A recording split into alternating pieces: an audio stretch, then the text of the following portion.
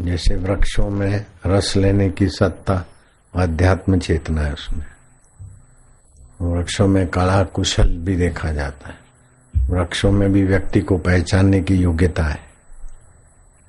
ये जगदीश बसु के द्वारा ये सिद्ध हुआ। फिर अंग्रेजों ने अपना रिसर्च में अपना नाम लगा दिया। ऐसे जो मैंने बताया था नदी किनारे के कोई भी बोले उसको किसी ने टूने टोटके से ऐसा करवा दिया था। और फिर उनके पीछे शक्ति, जिन्होंने ये ही वाली कहानी नहीं सुनी वे हाथों पर करो। थोड़े लोग हैं, उन अब परसों सुनाई दी थी।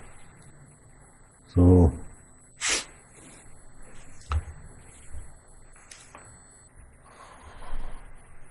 अध्यात्म है मूल, फिर शाखाएं पेड़ की डालियां अलग अलग जाती।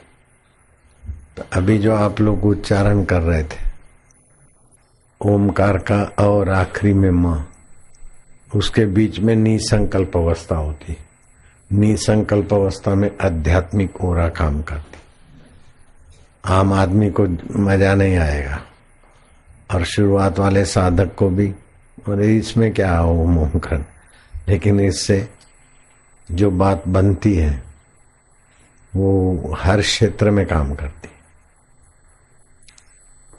मैंने 40 दिन का अनुष्ठान किया था, तो 37वें दिन उसका प्रभाव ऐसा खजाना मिला कि बांटते बांटते 40 साल हो गए, खुटता ही नहीं। इतने लोग जो इकट्ठे होते और बैठ जाते तो किस्से कहानियां भाषण सुनने को थोड़े। भाषण तो मेरे से भी बढ़िया बढ़िया देने वाले लोग यहाँ बैठे हैं हरिद्वार में और जगह। भाइयों बहनों मित्रों जवानों साथियों क्या क्या क्या मीठी मीठी खुशामदखोरी की भाषा, लचकेदार भाषा बोलते हैं, लेकिन आपकी भाषा सुनने के लिए लोग नहीं आते। आपके पीछे आध्यात्मिक ओरा होती है, उससे उनको कुछ फायदा होता है तो आते हैं। तो कबीर जी के पास कुछ ब्राह्मण लोग आ गए। गर्ग को अक्ल है तो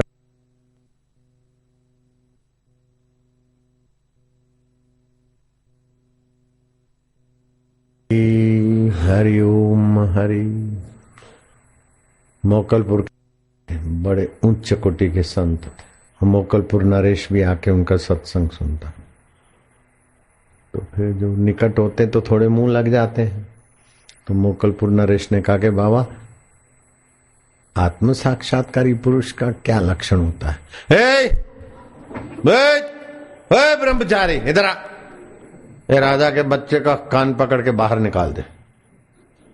मोकलपुर का राज्य था 1942 में, तो रजवाड़े थे। राजा तो श्रद्धालु था और ब्रह्मचारी भी समझदार था। कान तो क्या पकड़े, बाहर चलो। बाहर निकाल के खड़ा कर दो, जाओ बाहर। सुबह बाबा घूमने गए तो राजा ठुठर रहा है। अरे बोले राजा ना भी ठुठर है। तो बोले बाबा आपने बाहर निकलवा दिया ना, तो फिर और कहाँ जाऊंगा? संत जब ठुकरा दे तो कहाँ जाऊंगा मैं? इसलिए मैंने कहा मेरी कोई गलती है तो। बोले तेरी गलती है, तूने पूछा सवाल ऐसा, तूने पूछा जीवन मुक्त साक्षात्कारी महापुरुष का क्या लक्षण है कि तेरे जैसे राजाओं की भी ऐसी तैसी कर दे। तो गर्ग क्या होता है? ला तमा अध्यात्म खजाने को पाए हुए महापुरुष के आगे तो ये तुम्हारी सृष्टि कोई माना नहीं रखती।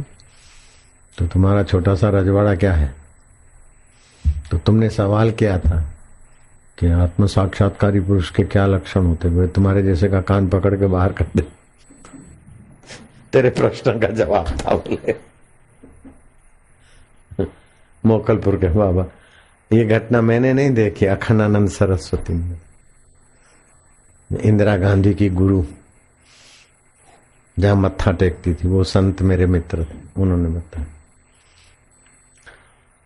देवरा बाबा का नाम सुना है तुमने? सुना है? तो नेहरू भी जाते थे, लॉर्ड पंचम भी, जॉर्ज पंचम भी देवरा बाबा से प्रभावित थे। मैं भी मिला था देवरा बाबा को 2 बार, उनके बजरे में भी बुला लिए थे मेरे को, तो बड़ा स्नेह किया था। तो इंदिरा गांधी गई होगी तो उनके आगे पीछे के सेक्रेटरी, चमचे, ये वो सब जाके उनके सेवक को कहा कि बाबा जी को बोलो प्रधानमंत्री चक्रवर्ती राजा आई है, दर्शन दे। वो गया, गुरु महाराज वो पूरा भारत की जो बड़ी मंत्री है ना, वो इंदिरा गांधी आई रहे। गुरु जी ने संकेत किया। थोड़ी देर के बाद दूसरे सेक्रेटरी ने समझाया कि जहाज में जाना है, हेलीकॉप्टर में जाना है, ये प्रधानमंत्री है, जाके गुरु जी को कहो। तो गुरु जी वो जो बड़ी महारानी बा वो आपके दर्शन में करने को आए थे ना, तो आप दर्शन दे। चुप रहा, अपना नियम करा। फिर तीसरे सेक्रेटरी ने, वो भी अपना नंबर बढ़ाने के लिए करते रहते हैं हिलचाल, तो गया, गुरुजी को जल्दी है, माँ को जल्दी है, आपका दर्शन करे के इंतजार करी था।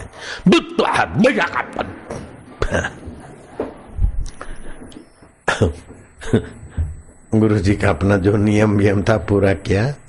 महाराज तो इंदिरा गांधी ने चरण छुए, बोले इंदिरा तू लोगों की प्रधानमंत्री है, मेरी प्रधानमंत्री तू नहीं है, संतों की तो स्वामी नहीं है। तुम आए तब संत तुम्हारे चाकरी में तैयार रहे, ऐसा दिमाग से निकाल देना। बोले बाबा जी मेरे अनुचरों की गलती है, मेरी गलती। एक मोरारजी भाई को पीएम बनाने में जिसका हाथ था, चंद्रशेखर को पीएम बनाने में जिसका हाथ था, वो इंटरनेशनल व्यापारी सीके पिठा वाला, 1000 करोड़ से भी ज्यादा संपत्ति है उसकी। तो मेरे को दुनिया के कुछ देशों में कार्यक्रम के लिए वो ले गया था, और जहाज में फर्स्ट क्लास की टिकट बनावे, business class, economy class, first class. मैं क्या मैनेजर, बोले बाबा हम लोग हमारे एम्प्लॉयड जाते हैं तो हम हमारे गुरु को ऐसे कैसे। मैं क्या एम्प्लॉयड को ले जाओ, मैं तुम्हारा गुरु या संत तो ऐसा बात नहीं। दिन को खाते तो रात को सोचते, ऐसे लोगों का भी तो मैं हूँ, मैं उस टिकट में नहीं चलूंगा। तो फर्स्ट क्लास के जहाज की टिकट मैंने कैंसिल करवाई। इकोनॉमी में बोले ऐसा है ऐसा, तो आकर बीच का क्लास बिजनेस क्लास में हम गए स्विस एयरवेज में। तो वहां भी बिजनेस क्लास में भी ऐसे, इकोनॉमी वाले में भी नाश्ता खाना पीना देते हैं जहाज में, तो बिजनेस क्लास में तो और भी थोड़ी वीआईपी ट्रीटमेंट होती है, और फर्स्ट क्लास में तो वीआईपी ट्रीटमेंट देते हैं। तो मैं तो बैठा रहा, वो लोग ये खाए नाश्ता हर 1 घंटे में 2 घंटे में कुछ न कुछ, तो मैं कुछ लूं नहीं। तो परिचारिका को लगे कि इतना बड़ा फ्लाई आप कुछ कैसे जर्नी करें, वो अंग्रेजी में बोला। फिर मेरे को पता था कि ऑरेंज जूस में मशीन से बनता है तो हाथ वाथ नहीं लगता, तो चलो कुछ ले लें, अपन भी पी लें, उनको भी संतोष। मैं क्या ऑरेंज जूस, तो पूरा कैरबो भर के लाएगा पैक, थोड़ा लिया, बोले नहीं ये पड़ा रहे तुम पीते रहना। उसको मेरे पर दया है कि बेचारे कैसे कुछ खाते नहीं, अब मेरे को उन पे दया है कि कभी कुछ खाते, कभी आइसक्रीम कैसे, कभी दूध की कोई कुछ, पेट को क्यों खराब करते हैं। तो जो आदि भौतिक जगत है वो पैसा देकर भी अपनी तबीयत को, अपने मन को, अपनी आदतों को बिगाड़ते लोग सुखी होने के लिए। खाने की मना नहीं है, लेकिन ऐसा न खाए जो आगे चल के बीमारियों का रूप ले। तो धन से, अर्थ से आदि भौतिक सुविधाएं मिलती है, संतोष अलग चीज है। कामना से मानसिक सुख मिलता है, भावना से भाव प्रधान भगवती सुख के अंश आते हैं। लेकिन ये सभी सुखों के पीछे जहां मूल है वो है अध्यात्म। तो श्री कृष्ण ने कहा निर्माण मोहा, जिसका मोह शांत हो गया है। निर्माण मोहा, मोह किसको बोलते हैं? उल्टे ज्ञान को। जो हम नहीं है उसको हम मैं मानते हैं। अगर हम ये बॉडी होते तो मरने के बाद हम नहीं होने चाहिए, अथवा मरते तो साथ में ले जाते, तो ये तो बॉडी तो शरीर तो यहां रह जाता, फिर भी हमारा वजूद है। तो जो हम नहीं है उसको मैं मानते, और जो हम है उसको हम नहीं जानते, इसको बोलते मोह। ये मोह सब व्याधियों का मूल है, सारी तकलीफों का मूल है। मोह सकल व्याधि न करम मूला, ताते उपजे पुनि भव शूला। उससे फिर भव का शूल पैदा होता है। वह राजा नृग और सांप बन गया, राजा नृग क्रिकेट बन गया, राजा अज सांप बन गया, president of America Ibrahim Lincoln प्रेत बन के भटक रहा है। तो बुद्धिमत्ताओं में तो अच्छा था, और मैं उसके कई सामाजिक कार्यों की प्रदर्शनियां और कई ऐसे संस्थाएं देख के भी आया।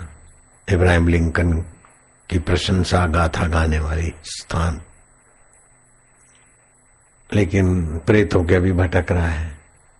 जब तक अध्यात्म में रुचि नहीं है, गति नहीं है, तो आगे चल के कोई कहाँ गिरेगा कोई पता नहीं।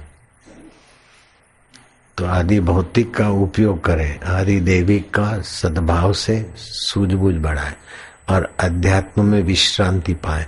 उसमें ये ओमकार जब बहुत मदद करता है, सूझबूझ भी बढ़ाता है और विश्रांति में, और निर्णय भी अच्छे करवाता है। इसीलिए मैं यहाँ सुरेश को बताया और आप लोगों को भी कई बार बताता हूँ कि दीर्घ प्रणव का जाप, तस्य वाचक प्रणव, प्रणव सर्ववेदेषु शब्द खय पुरुषम नृषु। वेदों में प्रणव शब्द में, और शब्द भी दो प्रकार के होते हैं, एक नित्य एक अनित्य। अनित्य शब्द आहत से टकराव से पैदा होते, और नित्य शब्द अनाहत है। ये ओमकार अनहद है। अनहद सुनो बड़ भागिया सकल मनोरथ पूरे, गुरवाणी में नानक जी ने कहा। और ये अनहद नाद केवल है, हरिओम वाले जपते नहीं, शिव वाले भी ओम नमः शिवाय, गायत्री वाले भी ओम भूर्भुवस्व, गणपति भी ओम गणानाम पति, और मुसलमान भी अल्लाहू अकबर। अकबर भले मिला दिया, लेकिन अल्लाहू ये ओमकार उनका। सिख धर्म में एक ओंकार, तो ये ओमकार की भी उपासना अपने आप में बड़ी प्रभावशाली। तो 3 घंटे ओमकार का जप करें, 3 घंटे ध्यान करें, 3 घंटे वेदांत शास्त्र का अध्ययन करें, और 3 घंटे सत्पुरुषों की सेवा करें। आध्यात्म खजाना उसके पास इतना आएगा कि दुनिया के सीएम पीएम तो क्या, इंद्र भी कोई माना नहीं रखता। ऐसा आत्म सुख आत्म वैभव का धनी हो जाता है वो। अब आखिरी बात बताता हूं। राजा तेज बहादुर बड़ा समाज का भला चाहने वाला, मानसिकता अच्छी वाला राजा था। कहीं भी देखता गरीब गुरबा झुपड़ा जन तो रुक जाता, उनकी खबर लेता और उनको यथा योग्य मदद करता था। तो शाम को सैर करने गया, चांदनी रात थी, दूर नजर पड़ी जंगल में कोई झोंपड़ी है। यहां सन्नाटे में कौन बेचारा गरीब रहता है। नजीक गया, और उसके मंत्री जानते थे कि राजा अपने काफले को दूर रख के अकेले में सैर करना पसंद करते, तो बाकी के सारे पीछे रहे चमचे। घोड़ा लेके नजीक गया तो देखा एक व्यक्ति बैठा है फटी बोरी पे, और छपरा ऐसा है कि चांदनी आ रही। राजा उतरा घोड़े से, ए गरीब इधर आओ, बाहर आओ। वो बाहर आया। उस गरीब ने राजा पे नजर डाली, राजा ने गरीब पे नजर डाली। अभी तो वो अमीर देखता है और वो गरीब देखता है, लेकिन देखना क्या होता है। राजा धर्मात्मा था, अपना अंगूठी चैन उतार के दे दिया गरीब तो अपनी गरीबी मिटा दे। बोले किसी कंगले को दे देना। वो गरीब बोलता है किसी कंगले को दे देना। राजा बोलता है तुमसे बड़ा कंगाल मैंने कभी कोई जिंदगी में देखा ही नहीं। पटी बोरी झोंपड़ा छत का ठिकाना नहीं, तुमसे बड़ा कोई कंगाल मैंने देखा ही नहीं। बोले क्या तुम बोलते हो, मैं कंगाल हूं? हम संत आदमी, फकीर आदमी है। बाहर की आदि भौतिक चीजों से अमीरी का कोई वास्ता नहीं। हृदय की अमीरी अमीरी, हम तो सोना बनाना भी जानते, लेकिन हमें परवाह नहीं। राजा महाराज इजाजत दो, आपके चरणों में बैठूं। बदल गया सारा ट्रैक। इन्हीं चरणों में क्या बैठना, जाओ। ये तुम्हारे रानियां दासियां टहलवे कब तक तुम्हारे साथ चलेंगे, उन्हीं के साथ जाओ। तुम क्या जानते हो एक साधु संत को, ये गरीब है कंगाल। कंगाल तो दुनियादार है, तुम लोग हो। पत्नी सुख दे, पति सुख दे, ये चीज सुख दे, वो चीज सुख दे। हम सोना बनाना चाहते, फिर भी उन चीजों से सुख का कोई संबंध नहीं। रुपए पैसों से तुम पकवान खरीद सकते हो, भूख तो उसकी दी हुई है। रुपए पैसों से तुम आलीशान महल सजा सकते हो, नींद तो उस दाता की दी हुई है। उस दाता के साथ हमारा सीधा संबंध है। हमको कंगाल बोलते हो, ठीक है तुम्हारी मौज है बेटे। नहीं महाराज बहुत गलती हो गई, भारी गलती हो गई, आप कृपा कर। तो क्या चाहते हो? बोले सोना बनाना हमको भी सिखा दो। तो बोले तू कान पकड़, आप अमीर हम गरीब। उसने बोला महाराज मैं दंड बैठक भी करता हूं, आप अमीर मैं गरीब। राजखानी था, कब झुकना वो तो जानते हैं बेचारे। मैं अच्छे अच्छों को जानता हूं, कैसे झुकते और कैसे फिर ऑफिसरों का तबादला करते और ऑफिसरों को कैसे पटाते, सब हरामियों को अच्छी तरह से जानता हूं।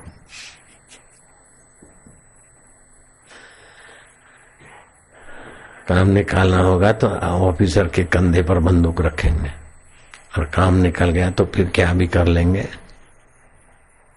अच्छा तो फिर राजा ने कहा महाराज तो सुबह आना पड़ेगा अकेले में, चुपचाप आते रहो, मैं तुमको थोड़ा प्रयोग सिखाऊंगा, ट्रेनिंग दूंगा। फिर तो राजा आते जाते उनको थोड़ा प्राणायाम ओमकार का जप ये वो एकाग्रता ध्यान व्यान करोगे तभी ना। तो ध्यान करते करते आध्यात्मिक सुख जरा चखा दिया राजा को, बड़ी शांति आनंद मिला। फिर लगा कि इतना सारा है वो भी छोड़ के जाना है, तो बाबा को क्या बोले सोना बनाने सिखाओ, बड़ा अच्छा। एक दिन बाबा ने कहा तुम आए थे काहे के लिए, सोना बनाना सीखना है ना, अब तैयारी करो। बोले महाराज जो है वो भी छोड़ के मरना है, अब नया क्या झमेला लेंगे। बोले कौन गरीब, जो बाहर के साधनों से सुखी होने की कोशिश करता है वो बड़ी भारी गलती करता है। बाहर के साधनों का उपयोग करे और सुख अपने आत्म खजाने में। किसकी 7 पीढ़ी तबाह करनी हो तो उसको दान का पैसा हड़प करना सिखा दो, 7 पीढ़ी कंगाल हो जाएगी। और 7 पीढ़ी आबाद करनी हो तो संत के देवी कार्य में सेवा में लगा दो। शबरी भीलन देखो 7 पीढ़ी तो क्या कई पीढ़ियां गुजर गई, और रावण कई पीढ़ियां नाक कटवा रही है। संतों को कुछ नहीं मानता था अपने ईगो के आगे। तो मेरे गुरुजी का एक सेवक था, कभी कभी गुरुजी को जच जाती तो उसको डांटते और उसको उठ बैठ कराते लोगों के बीच। आई बात दिमाग में। तो वो ईमानदार भी था, गुरु से वफादार भी था।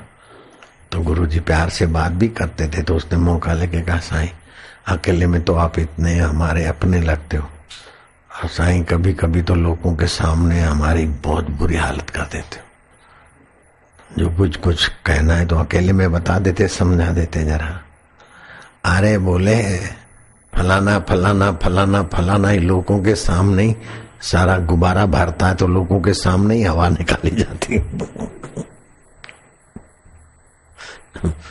गर्ग साहब गुब्बारा भर गया तो गलती किया तो यहीं पंचर करना है, अकेले में क्या होगा।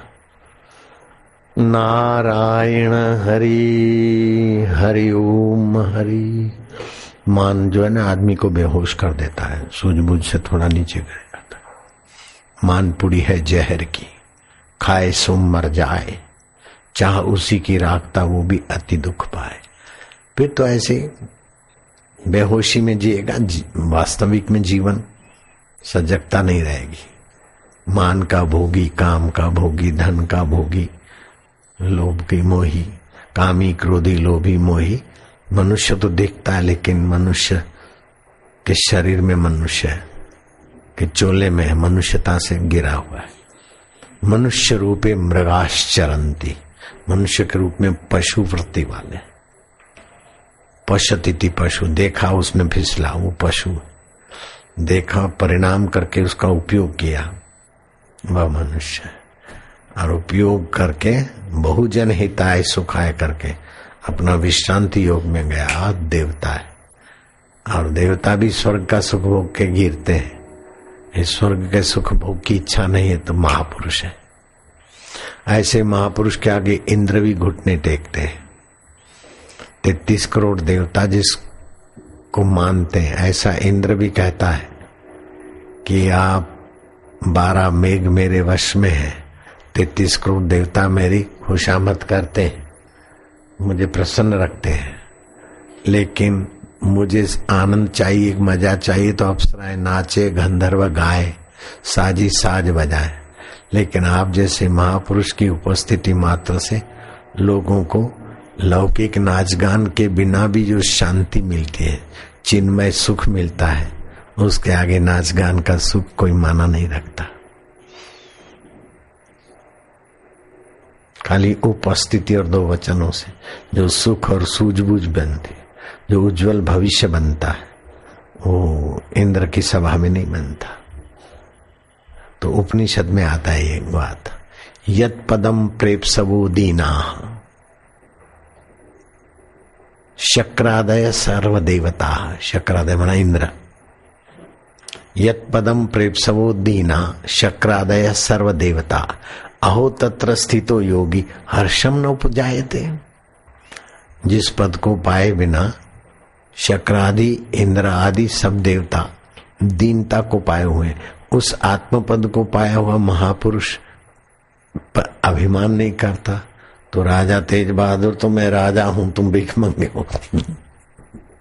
लेकिन वो महाराज तो आत्मविश्रांति वाले थे। देवरा बाबा भी सोना बनाना जानते थे, अपने लिए नहीं बनाया, किसी को सिखाया तो फिर उसने भी तौबा पुकारी।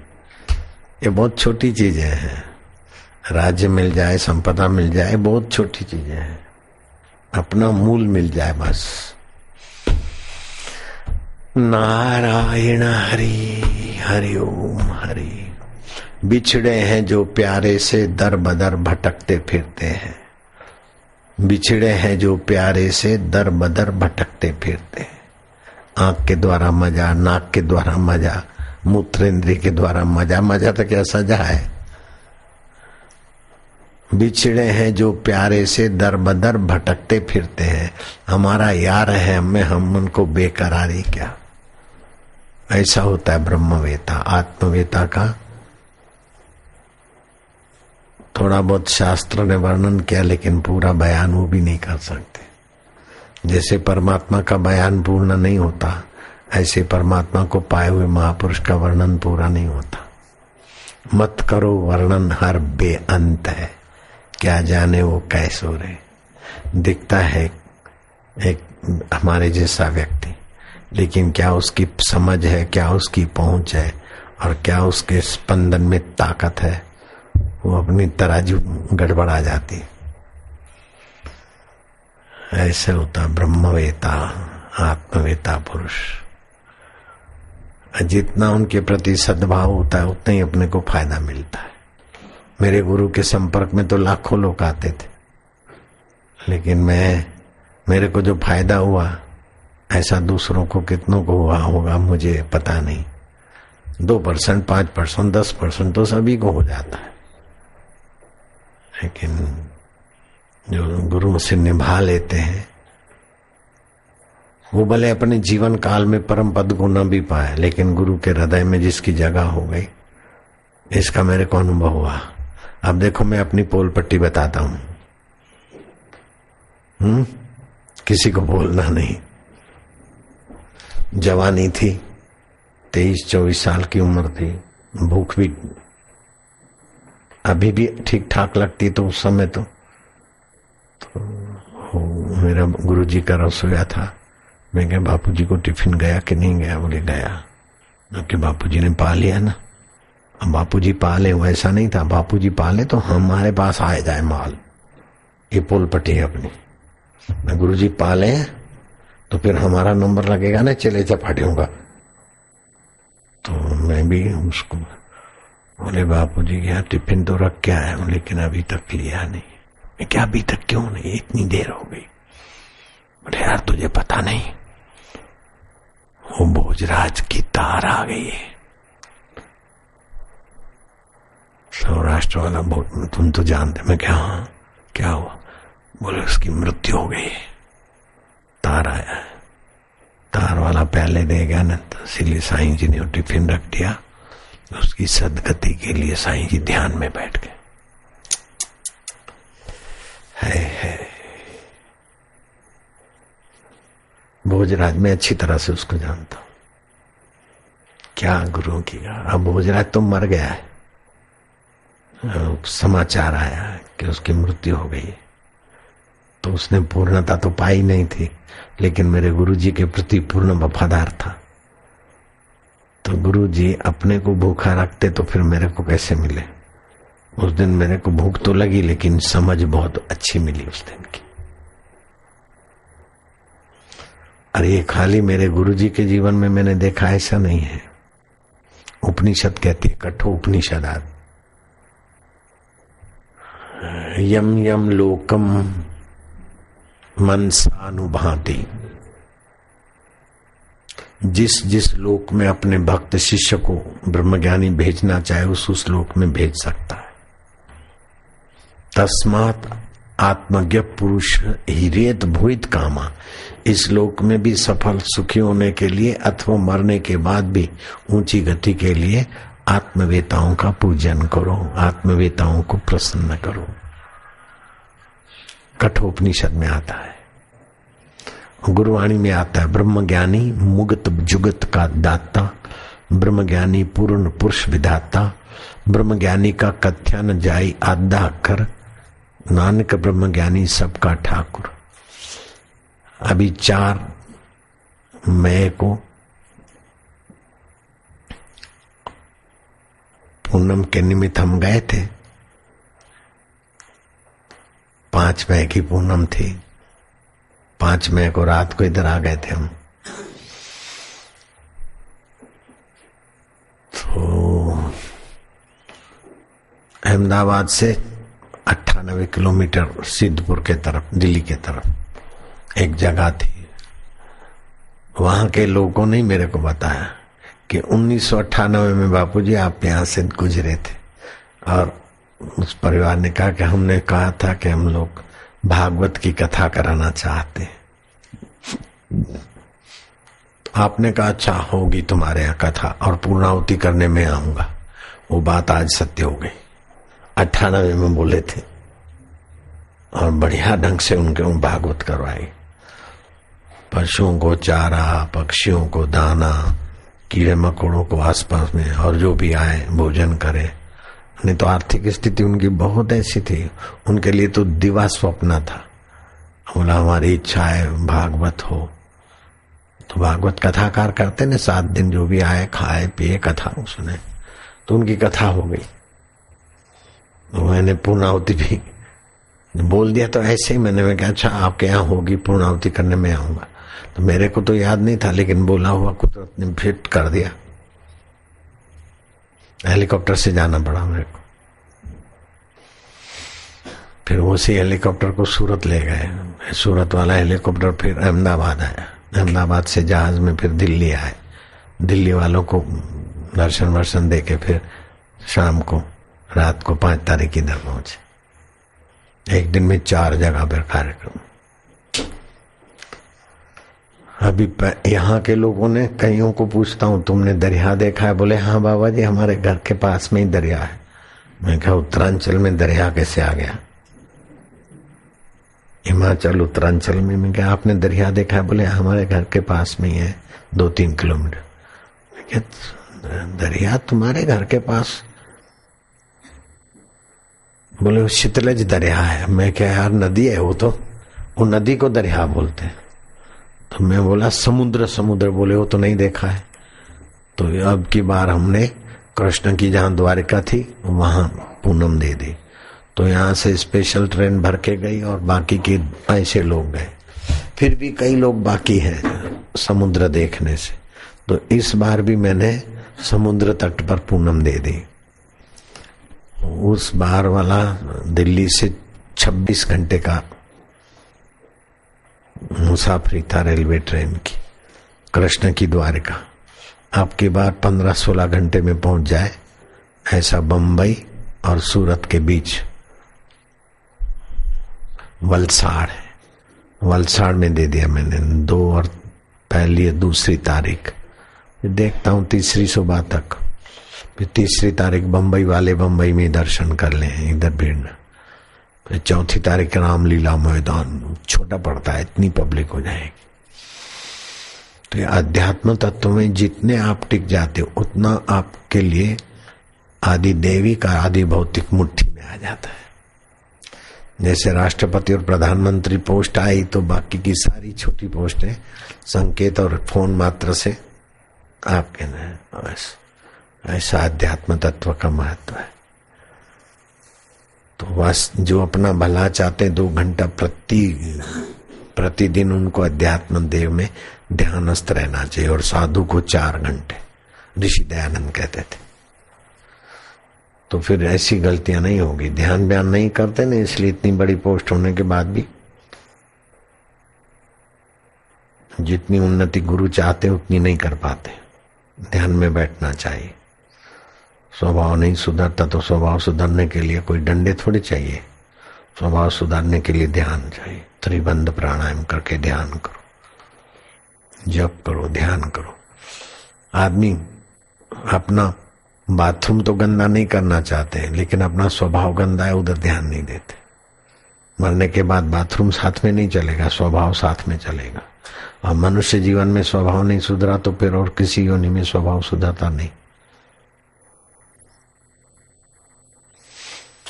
स्वभाव विजय इति शौर्यम। श्री कृष्ण से पूछा उद्धव ने, किस सबसे बड़ा बहादुर त्रिभुवन में कौन है? बोले अपने स्वभाव पर विजय पाले, मनमुक्ता पर विजय पाले। मिलना होता तो भी मिल लेते, पटाके रवाना कर देते, लेकिन इतना फायदा नहीं होता। आए न मिल लेते, रवाना कर देते, तो अभी जो फायदा हुआ वो नहीं होता। स्वभाव विजय शौर्यम। तो जीव का स्वभाव है अपना फायदा सोचना, और जीवत तो नष्ट हुआ और ईश्वर में टिक गए तो दूसरे की भलाई के लिए आप सब कुछ करने में समर्थ हो जाएंगे। इसको बोलते हैं स्वभाव विजय शौर्यम। अपना स्वार्थ का स्वभाव छोड़कर परमार्थ के स्वभाव में आ जाए, ईश्वर के स्वभाव में आ जाए। नारायण हरि हरि ओम हरि।